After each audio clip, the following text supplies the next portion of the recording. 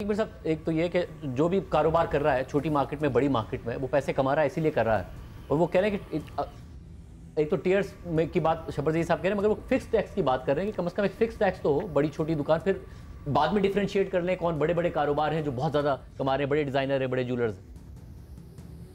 Fix tax traders का भी मुतालबा रहा है। फिक्स टैक्स की बात उस वक्त होती है जब दीगर सिस्टम में कोई ना कोई ऐसा कोई कज़िया आ जाता है जो ताजिर समझते हैं कि इसमें रिश्वत है, इसमें दुश्वारियाँ हैं। जिस तरह भी मिफ्ता साहब ने कहा कि वो तालीम नहीं है एक ख़ास तबके के पास, वो सेल्स टैक्स की रिटर्न के मामलात में वो नहीं उसकी फॉर्मेलिटीज़ को पूरा कर सकता।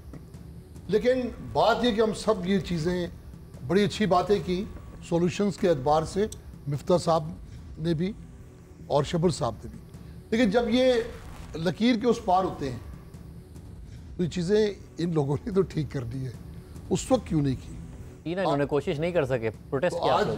आज ये बड़ी अच्छी बातें कर रहे हैं, लेकिन जब उस तरफ थे तो ये सब काम इनको करना चाहिए था।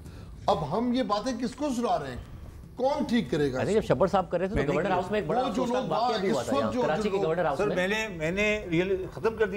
मेरी बात सुनो, जो इस वक्त वहां बैठे हैं जो हमारी बातें सुन रहे हैं, अच्छा वो तो अभी भी कह रहे हैं हम करना चाहते हैं, वो नहीं करना चाहते, वो कर नहीं सकते। उनको जो हिदायत मिलती है वो उस इदारे से मिलती हैं जो मालियाती तौर पर पाकिस्तान पे मुसल्लत है, IMF से हिदायत मिलती है। वो अब तो वाज़े पहले तो कहते हैं IMF की किसी डिक्टेशन को नहीं मानते, अब तो साफ कहते हैं ये IMF की शर्त है, बिजली के बिलों को बिजली की निर्ख बढ़ाना IMF की शर्त है।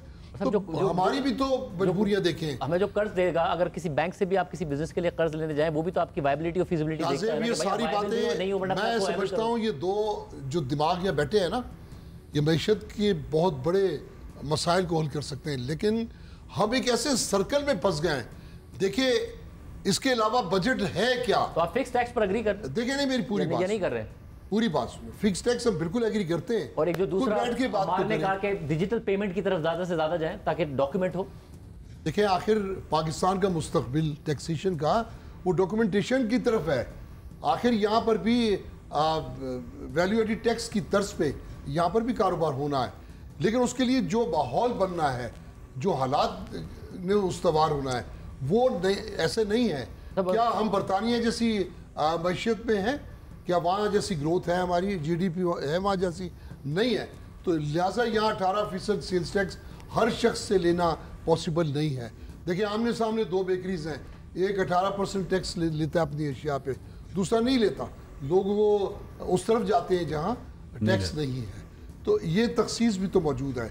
जिस तरह इन्होंने कहा एक स्मगल्ड आइटम है, इसका मतलब ये है ना कि जो स्मगल्ड आइटम पसंद नहीं करते हैं उसका खत्म किया जाए, जो नहीं दे रहा है उस पर टैक्स लगाया जाए। इसका हल ये है ना।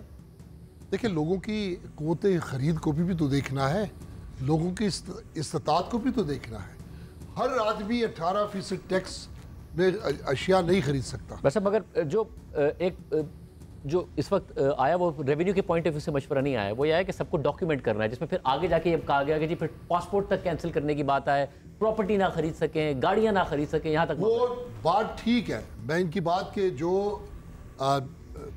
जो लोग सिस्टम में नहीं हैं, जो लोग फाइलर नहीं हैं, उनके लिए मुश्किलात पैदा करें, लेकिन जो फाइलर हैं उनको भी तो कुछ सहूलतें दें। आप कह रहे हैं कि फाइलर, वो जो फाइलर नहीं है, भी फाइलर बनाने के हक में है, इसके लिए इक़दाम करें कि इसके फवाइद क्या हैं। ठीक है, मैं अमार, आप ज़ाहिर आपने सबका ओपिनियन सुना है, जो इंडस्ट्री है उसका भी, फिर जो पॉलिसी मेकिंग साइड पर है उनका भी। आपकी क्या राय है इस हवाले में? जो बात सारी हो रही है ना, सब यही कह रहे हैं कि जी तो हो ही नहीं सकता। कभी लिटरेसी का मसला है, कभी इसका मसला है, कभी उसका मसला है, कोई UK नहीं है, फलाना नहीं, धमाका नहीं है। तो स्टार्ट होता है ना वो ना से हो रहा है कि ये पॉसिबल ही नहीं है। ठीक है, एग्री प्रोडक्टिविटी नहीं बढ़ सकती, डिजिटल पेमेंट्स नहीं हो सकती, रियल एस्टेट पर टैक्स नहीं लग सकता। सो स्टार्ट ना से ही हो रहा है और ना से कोई ट्रांजेक्शन थोड़ा सा भी आगे नहीं हुआ है। ठीक है, और ये पिछले पता नहीं कितने साल से होता जा रहा है, मेरे इत्मीनान नहीं है, मगर सब देख रहे हैं कि काफ़ी लंबे अरसे से होता जा रहा है। छोटी सी बात है, मिफ्ता भाई इससे डिसएग्री करेंगे मेरी बात से, डिजिटाइजेशन की, मगर दुनिया के बेताशा ममालिक में हो चुका है, उन ममालिक में भी हो सकता है जिनके लिटरेसी रेट हमसे भी कम है। ठीक है, नाइजीरिया में लिटरली अगर आपने कहा आप बाइक पे हैं और आपको पेट्रोल चाहिए तो फ्यूल सब्सिडी वो जो है वो डिजिटल पेमेंट्स के थ्रू देते हैं। सही है ना, मतलब एक इक्वल लेवल ऑफ हुआ है। सेम इथियोपिया में भी यही हो रहा है। ठीक है, हमारे यहाँ सब्सिडी क्या कहते हैं कि जी डायरेक्ट जो OMC को दे देंगे और वो एक पूरा वो चलता है। यहाँ पे बात है कि जी आप डायरेक्ट सब्सिडी नहीं दे सकते, इंफ्रास्ट्रक्चर डिजिटल मौजूद है।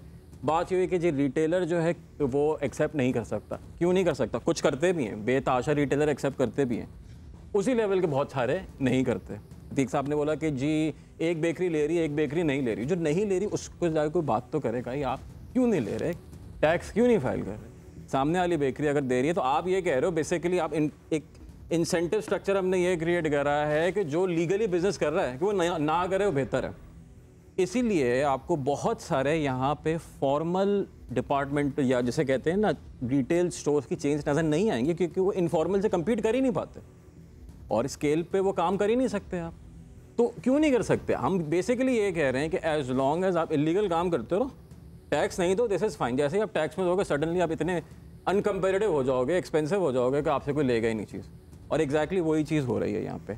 Same for real estate. Real estate में एक चीज़ होती है रीट के नाम से। पाकिस्तान में बहुत कम ऐसे प्रोजेक्ट हैं जो रीट के थ्रू आ सकते। क्यों नहीं आ रहे हैं? क्योंकि ऑब्वियसली वो एक base level legal requirement cover नहीं करते। स्टार्टिंग में हमने बात की प्रॉपर्टी टैक्स की, चले आप सब छोड़ दें ना, बिल्डिंग को छोड़ दें, हम तो कंस्ट्रक्शन की बात ही नहीं कर रहे। सिग्निफिकेंट कैपिटल जो है वो ज़मीन के नीचे फंसा हुआ है अभी। शवर भाई ने बात करी कि एग्री से कोई आए, अनडॉक्यूमेंटेड इनकम आई, वो ज़मीन में चली गई। अब ज़मीन में वो चीज़ फंसी हुई है, घर में वो चीज़ फंसी हुई है, उसको हम अनयूटिलाइजेशन को टैक्स क्यों नहीं कर सकते? एक ज़माना था, इस्लामाबाद एयरपोर्ट पर लैंड करें, इस्लामाबाद एयरपोर्ट से लेके अगर आप जिना एवेन्यू तक जाएं, सिर्फ और सिर्फ आपको रियल स्टेट के बिलबोर्ड नज़र आ रहे थे, हाउसिंग स्कीम के बिलबोर्ड। उस किसी भी हाउसिंग स्कीम में काम नहीं हो रहा होता था, वो सिर्फ स्कीम होती थी। उस स्कीम से क्या होता था? वो फाइल ट्रेड हो रही थी। इसमें कोई अलाइड इंडस्ट्री भी डेवलप नहीं हो रही है। बहुत सारी स्टैंडर्ड स्कीम्स भी हैं जिनमें कभी काम भी नहीं हुआ, बेताशा स्कीमें मौजूद हैं। आप एक लिस्ट निकाल सकते हैं कि जी स्कीम बनी, उस पर काम नहीं है, लोगों को नुकसान हुआ, किसी ने पूछा? नहीं पूछा। तो वो एक फाइल मौजूद है, वो एसेंशियली एक सिक्योरिटी बन जाती है, वो चीज़ जो कि ट्रेड हो रही है। उस पर जो इनकम है वो कहाँ पे काउंट हो रही है? तो क्या हम उसको कहीं पे टैक्स कर रहे हैं? उसको रिकग्नाइज करना चाहिए। उसका आर्ग्यूमेंट ये होगा कि जी वो तो उसको तो कुछ पता ही नहीं, पढ़ा लिखा ही नहीं, उसको टैक्स ही नहीं करते। हमारा हर चीज़ का आर्ग्यूमेंट ये है कि हम तो उसको टैक्स कर ही नहीं सकते, तो हम बॉदर क्यों करें? तो प्रॉपर्टी टैक्स जैसे है, आप सिर्फ एक एग्जांपल हमेशा देता हूँ कि पुणे इंडिया में पुणे एक मिड टियर शहर है। पुणे की प्रॉपर्टी टैक्स की कलेक्शन पाकिस्तानी पंजाब से ज़्यादा है, सिर्फ एक शहर की। लिटरेसी लेवल्स, ओवरऑल इकोनॉमिक मोटा मोटा हिसाब है एक जैसे ही हैं। वो कर सकते तो आप क्यों नहीं कर सकते? सेकंड हाउसेस पे दुनिया भर में टैक्सेस होते हैं कि अगर आपने लिया उस पर टैक्स होगा, यहाँ पे ऐसा कोई भी नहीं है। तो कैपिटल किसी के पास आ रहा है ना, वो जा रहा है रियल स्टेट में, वो जा रहा है प्रॉपर्टी में, अनप्रोडक्टिव उसमें जा रहा है। ठीक है, एक आर्ग्यूमेंट आ सकता है नहीं जी बहुत प्रोडक्टिव है, मगर that is not industrialization. Savings investment rate हम देखते हैं पाकिस्तान का, आपने देखा होगा, हमें हर थोड़े दिन में खबर आती है कि investment to GDP ratio Pakistan को 12-13% पे चलता है। 50 साल के लोएस्ट पर है इस वक्त। 13 से ज़्यादा 14 चला जाता है, 15 चला जाता है, इससे ज़्यादा होता ही नहीं है कभी। वो क्यों नहीं होता? वो इसलिए नहीं होता क्योंकि इन्वेस्टमेंट रेट जो होता है वो सेविंग्स रेट पे डिपेंडेंट होता है कि आप सेव कितना करते हो, सेव आप सिस्टम में कितना सेव करते हो। किसी भी मुल्क को तरक्की अगर करनी है, उसने इन्वेस्टमेंट करनी है, मुल्क में फॉर्मल इन्वेस्टमेंट करनी है, प्रोडक्टिव सेक्टर में इन्वेस्टमेंट करनी है। कोई कारोबार है, कोई बिस्किट बनाए, कोई टॉफ़ी बनाए, वो उसको बाहर बेचे, कुछ भी बेचे, बिस्किट टॉफ़ी भी।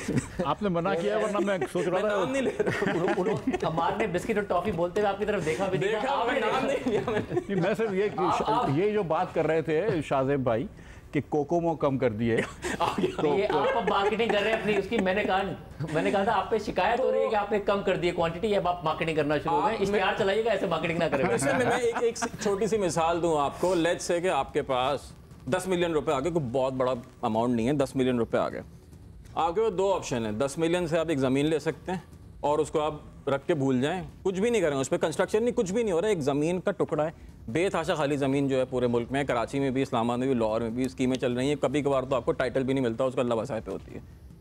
वो ज़मीन आप 1 करोड़ रुपए की ले लें, या आप ये करें कि 1 करोड़ रुपए का कोई छोटी स्मॉल इंडस्ट्री लगा लें एक्सपोर्ट की ना। आप ये कहते हैं कि जी मैं बास्केटबॉल बना के एक्सपोर्ट करूँगा, या मैं कोई भी छुरियाँ बना के एक्सपोर्ट करूँगा, छोटा सा काम करके एक्सपोर्ट करूँगा। जब आप ज़मीन लेके 1 करोड़ रुपए की रखेंगे ना, उस पर आपका कोई टैक्स नहीं है। छोटा मोटा अगर कुछ होगा तो वो होगा। जैसे ही आप कुछ मैन्युफैक्चरिंग की बात करेंगे और फॉर्मलाइज करेंगे, 35 से 40% आपका कॉर्पोरेट टैक्स आ जाएगा, मुख्तलिफ किस्म के जो हैं आपने रजिस्ट्रेशन करनी होंगी, ये सारी चीज़ें करनी होंगी। तो हमने इंडस्ट्रियलाइजेशन को या प्रोडक्टिव एक्टिविटी को ऑलरेडी डिस्करेज कर दिया है कि यार क्यों कोई चीज़ बना रहे हो, क्यों प्रोड्यूस कर रहे हो जब तुम पैसे इस चीज़ में रख सकते हो अपने। तो जो प्रोड्यूस करने जा रहा है वो रिस्क भी ले रहा है। दुनिया भर में उल्टा होता है कि आप जब रिस्क लेते हो उसका रिटर्न ज़्यादा होता है, टैक्स स्ट्रक्चर आपको बेनिफिट करता है। यहाँ पे उल्टा हिसाब है कि आप मार्केट रिस्क भी ले रहे हो, डिमांड रिस्क भी ले रहे हो, मगर टैक्स जो है आप सबसे ज़्यादा दे रहे हो। तो आपने इंडस्ट्री, अब ये इंडस्ट्रियलाइजेशन में देख सकते हैं स्लोली एंड स्टेडली वो चीज़ कम होती जा रही है। और वो इसीलिए हो रही है क्योंकि आपने इंडस्ट्रियल एक्टिविटी को बिल्कुल डिसइंसेंटिवाइज कर दिया। वो कैपिटल जो है रियल स्टेट में ही फंसा हुआ है, वो कैपिटल आपके मुख्तलिफ किस्म के गुड्स में जो है वो बेसिकली पार्क्ड है, अब वो स्टैंडर्ड है। इधर अगर एक चीज़ मैं बोल दूं, ये अमार की बात एक टोटली एग्री करता हूं। देखें, इंडस्ट्री के ऊपर भी जो आपने टैक्स लगाया ना, उसमें भी ये होता है कि अगर एक कंपनी टैक्स दे रही है और एक कंपनी टैक्स नहीं दे रही, तो जो टैक्स देने वाली कंपनी है उसके सामने बहुत डिसइंसेंटिव होता है। आपने बेस्ट एग्जाम्पल देखा है सिगरेट के ऊपर कि 2 कंपनियाँ सिगरेट के ऊपर टैक्स देती हैं और उनका मार्केट शेयर बतदरीज कम होता जा रहा है, लेकिन आपने 10-12 कंपनियां यहाँ पे हैं जो कि इतना कम टैक्स देती हैं या टैक्स नहीं देती कि वो जो मिनिमम टैक्स है सिगरेट के ऊपर उससे सस्ती सिगरेट बेच रही होती हैं, लेकिन उन कंपनियों का मार्केट शेयर। एग्जांपल हमने देखा शब्बर साहब जब लगाने जा रहे थे तो शब्बर साहब के साथ क्या हुआ, कैसर साहब पूरा खैबर पख्तूनख्वा के पीटीआई के लोगों को लेकर आ गए। इमरान खान साहब भरपूर कैंपेन कर रहे थे कि सबसे पहले मैं ये जो गैर कानूनी सिगरेट माफिया है इसे तोड़ूंगा, बाद में सबसे ज़्यादा इंसेंटिवाइज किया शब्बर साहब को बैक।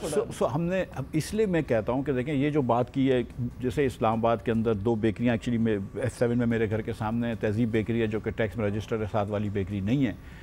इसलिए कह रहा हूँ कि मैं आप सबके ऊपर यूनिफॉर्म फिक्स टैक्स कर दें ताकि ये किस्सा ख़त्म हो जाए, प्राइस पे इम्पैक्ट ही नहीं होगा और उसके बाद फिर आहिस्ते आहिस्ते आप उसको सेट कर लें। लेकिन सीरियसली पहले just do a fix tax, किसी को टैक्स नेट में लेकर आओ, उससे एक बड़ा फ़ायदा होता है। एक्चुअली सच्ची बात यह है कि जब मैंने मशवरा किया था तो दुकानदार बड़े खुश थे और इसकी वजह ये थी कि मैंने कहा था कि जो इस दुकान से तुम्हारा इनकम टैक्स होगा और जो सेल टैक्स होगा वो सब तुम्हारा इसके अंदर आ गया 3000 में।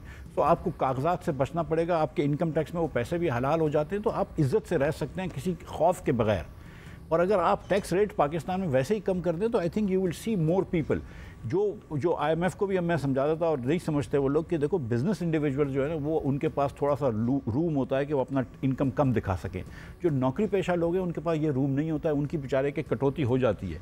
तो थोड़ा सा टैक्स रेट्स को आपको कम करना होगा ताकि आप बिजनेस इंडिविजुअल्स को लेकर आएँ। लेकिन मैं बहुत उससे समझता हूँ कि फ़िक्स टैक्स आपको एक दुकानों के ऊपर होना चाहिए और एग्रीकल्चर के ऊपर भी वफाक के अंदर आ जाना चाहिए, लेकिन फिक्स्ड होना। मैं खोकर साहब की तरफ जाने से पहले आपका जी सर, टैक्स लगाना बहुत बात है। मैं कहता हूँ सिर्फ एक काम कर ले मुफ्ती साहब, ये बता दें 22 लाख दुकानें हैं कहाँ?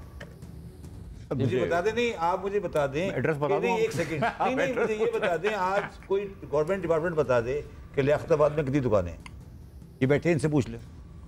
आप हम बहुत बड़ी बातें कर रहे हैं। नहीं, एक मिनट, आप सवाल के मुझे समझ में नहीं आया, एक मिनट सवाल आपका समझ में नहीं पता ही नहीं है।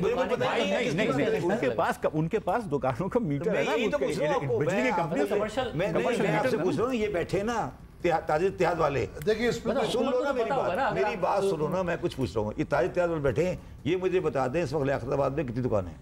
इससे क्या फर्क पड़ता है? नहीं जब आप फिक्स टैक्स लगाएंगे कुछ। देखिए मेरा मकसद कहने का ये है कि ये तो हमने इंटेंशनली पहले टैक्स लगेगा, बाद में पहले आइडेंटिफाई तो दुकान होगी ना, हो चुकी है ना आइडेंटिफाई। यार बिजली का बिल उनको बिजली का बिल जा रहा है सर, बिजली का बिल, यही तो समझा रहा हूँ मैं, बिजली यही तो मैं कह रहा हूँ आपको, यही तो समझा रहा हूँ। आपका ये गलतफहमी है, यही तो गलतफहमी है। बिजली के बिल लियाकताबाद में आधे से ज्यादा उस आदमी के नाम है ही नहीं। लेकिन जिस उससे फर्क नहीं पड़ता जिस दुकान पे किसको लगाओगे टैक्स? फिक्स टैक्स किसको लगाओगे? ये कंसेप्चुअली गलत है। बिल पे लगा रहे हैं ना फिक्स टैक्स, सर ये मुझे बताइए, दुकान आइडेंटिफाई होगी तो लगाओगे ना यार। नहीं, इसमें बहुत सारे जगहों पे होता है, एक मार्केट है, उसका एक मीटर होता है, वो सब मीटर वो उसमें वेरिएंट होता है, सब फिक्स रेट पे चलता है। मैं पूछ रहा हूँ, ये आपके साथ बैठे हैं ना, इनसे पूछ लें कि मोबाइल मार्केट में एक सदर में कितनी दुकानें हैं, पूछ लें, बता दें। अगर मैं नाम बदल दूंगा, बता दें कितनी दुकान है। मुझे नहीं, ये बैठे दुकान का तो नंबर है नहीं ना, आप बता दें इस वक्त क्या पड़ता है। सर मैं नंबर नहीं, एक दफा टैक्स मैं कुछ और कह रहा हूँ सर, मेरी सवाल कुछ और है। मैं कह रहा हूँ लियाकताबाद में फिक्स टैक्स लगाना है ना, फिक्स टैक्स लगाना चाहते हो ना, पहले दुकान आइडेंटिफाई होगी उसी पे लगेगा ना, आइडेंटिफाई होगी उसी पे लगेगा कि ये शाज़ेब की है, जिसका बिल है, जिसका आइडेंटिफाई नहीं है भाई, जिसको बिजली का बिल जाता है बिजली का बिल 90% गलत जा रहा है। आप समझ क्यों नहीं रहे? जिसके ऊपर बिल जा रहा है, तो मैंने अभी आपको पहले बात। सर मेरी गुजारिश सुन लीजिए ना, आपका जिसके पास बिल जा रहा है उसकी दुकान वो हो या ना हो, किराए पे हो या उसके भाई की दुकान हो। यार क्या बात कर रहे हो आप? किस दुनिया?